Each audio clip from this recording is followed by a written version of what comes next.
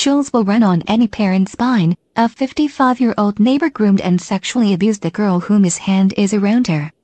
William Brown lured Natasha Cooper, age 14, to have intimate relations.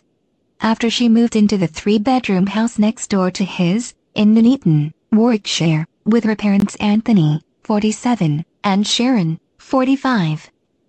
After becoming friends with her parents, Brown, whom is working as a mechanic, used this opportunity of frequent barbecues and parties to groom Natasha and trick her into believing she was in love with him. Long walks and secretly hand-holding, he kissed her and later lured her into intimate intercourse while she was just 14 years old. Things continued on 3 other occasions just until she turned 16 in August 2013, when the chilling photo was taken, when Natasha's mother discovered the abuse and called the police. Brown was arrested in September last year and sentenced for 3 years at Coventry Crown Court last month after admitting 4 counts of sex with a child under the age of 16. Natasha, who is now 18, has now renounced her right to anonymity, and spoke freely about the issue, stating that she felt completely in love with Brown. She said, "It just started off with holding hands when I was 13 while we were walking the dogs, but after a little while he would kiss me on the cheek, and on the lips. I really liked him, and when I was 14, we had sex for the first time in a field. I knew it was wrong because he was married, but I didn't care. He was so funny and mature. I fell completely in love with him. In the end, I realized what I had to do, and told the police everything. It broke my heart because I felt like I was betraying Will, but I didn't want our family to be torn apart anymore." Brown's abuse was discovered after Mrs. Cooper caught her daughter and her next-door neighbor close in the garden one night.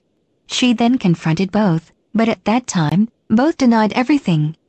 She pushed her daughter after Brown's joke about not being able to resist keeping his hands off youngsters.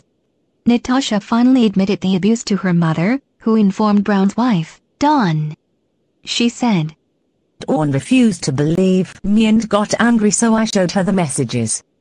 Natasha had begged me not to tell her dad, but I couldn't hide it from him. The family then called the police and turned Brown in, who fled his family to his sister's house, but got arrested last year in September. Mrs. Cooper, a stepmother, said she had no idea about the abuse until her child admitted it, and now she is speaking out for other parents to hear her story and be careful. She said, Will and his wife lived next door and came over and introduced themselves.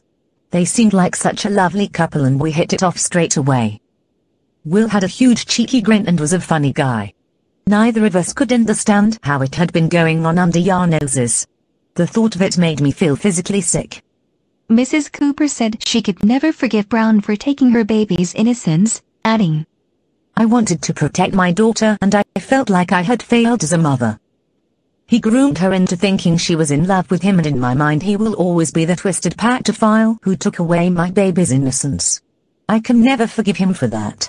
The Cooper family have now moved out of the property in Nuneaton and are trying to rebuild their lives while Brown, who was jailed last month, begins a 3-year prison sentence.